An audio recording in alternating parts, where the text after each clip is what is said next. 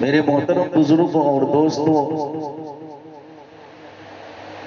کاندلا میں زمین کا ایک چھوٹا سا ٹکڑا تھا جس پر ہندوؤں اور مسلمانوں کے درمیان جھگڑا تھا۔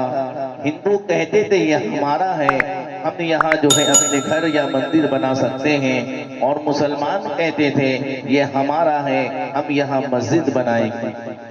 جب دونوں طرف سے اس قسم کی باتیں ہونے لگی تو پورے شہر کے اندر آگ لگنے کا خطرہ پیدا ہو گیا، جھگڑا ہونے کا خطرہ پیدا ہو گیا۔ اس وقت انگریز جو ہے وہاں کا حکمراں تھا، وہ پریشان ہوا کہ اب اس بات کو کیسے سنبھالا جائے۔ مقدمہ عدالت میں پہنچ گیا، جج انگریز تھا، اس کے سامنے مسلمان بھی کھڑے تھے، ہندو بھی تھے۔ جج نے کہا کوئی ایسا تجویز بتاؤ، ایسا طریقہ بتاؤ جس سے جھگڑے کے بغیر ہی کوئی فیصلہ ہو سکے۔ ہندوؤں نے کہا کہ ہمارے پاس ایک تجویز ہے، طریقہ ہے۔ جج نے پوچھا وہ کون سی؟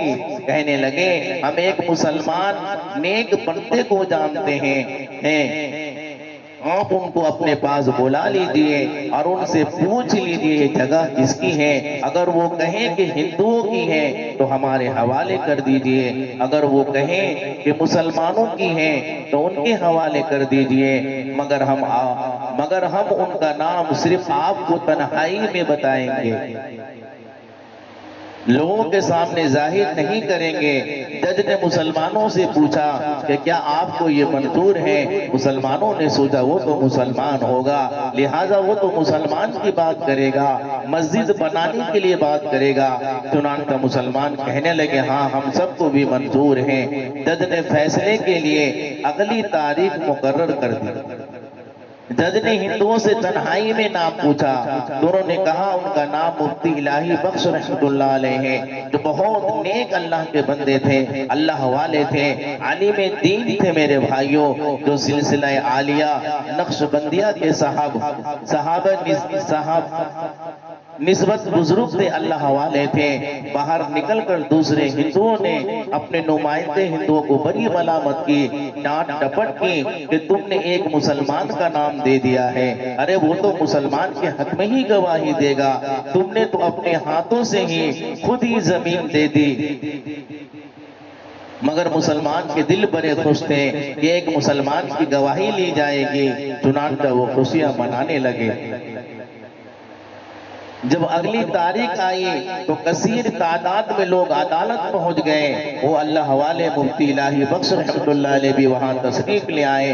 جج نے مفتی صاحب سے کہا جناب آپ بتائیے یہ زمین مسلمانوں کی ہے یا ہندوؤں کی ہے؟ مسلمان خوش تھے کہ ابھی کہیں کہ ہاں ہاں یہ تو مسلمانوں کی ہے، یہ تو مسلمانوں کی جگہ ہے، مگر مفتی صاحب کے دل میں جو اللہ نے ایمان عطا فرمایا تھا، اللہ کا ڈر اور خوف تھا ان کے دلوں میں، وہ سچ بات کہنے والے تھے، اللہ کے نیک بندے تھے۔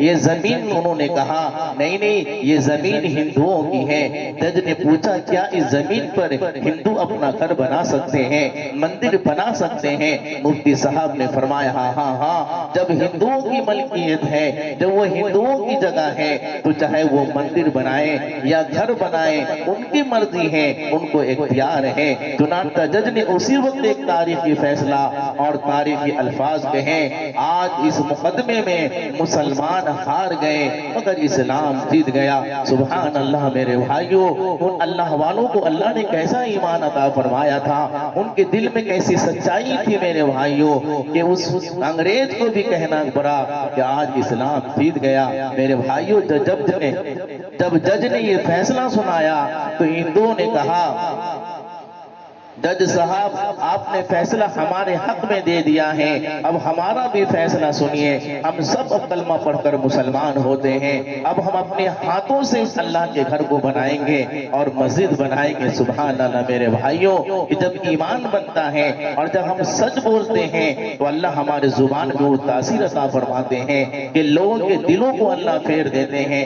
میرے بھائیوں ہمیں چاہیے کہ ہم سچ بولیں، سچ گواہی دیں، اپنے ایمان کو بنائیں۔ ہم مسلمان ہیں، اس رب کو ماننے والے ہیں میرے بھائیوں، جو ہم سچ بولیں گے اس کی تاثیر لوگوں کو پھیلے گی، اسلام کا جو ہے میرے بھائیوں بول بالا ہوگا۔ ہمیں چاہیے کہ ہم سچ بولنے والے بنیں۔ ایک اللہ والے کی زبان سے نکلی ہوئی سچی بات کا یہ اثر ہوا میرے بھائیوں کہ ہندوؤں نے اسلام بھی قبول کیا اور اپنے ہاتھوں سے مسجد بنا دی۔ میرے بھائیوں ہمیں اور آپ کو بھی چاہیے کہ ہم جہاں بھی ہوں سچ بولیں اور اللہ سے محبت کریں، اپنی ایمان کو میرے عزیزوں بڑھائیں، اور اپنے ایمان کو جو ہم بنائیں گے، سچ بولیں گے، اپنے اخلاق کو زندہ کریں گے، ہمارے ذریعے سے لوگ اسلام کو قبول کریں گے۔ اللہ تبارک و تعالی ہم سب مسلمانوں کو ایمان کو صحیح کرنے کی توفیق عطا فرمائے اور سچ بولنے والے ہم سب جو ہے سچ بولنے والے بنے۔ اللہ ہم سب کو جو ہے میرے بھائیوں سچ بولنے کی، اپنے ایمان کو جو ہے بنانے کی توفیق عطا فرمائے۔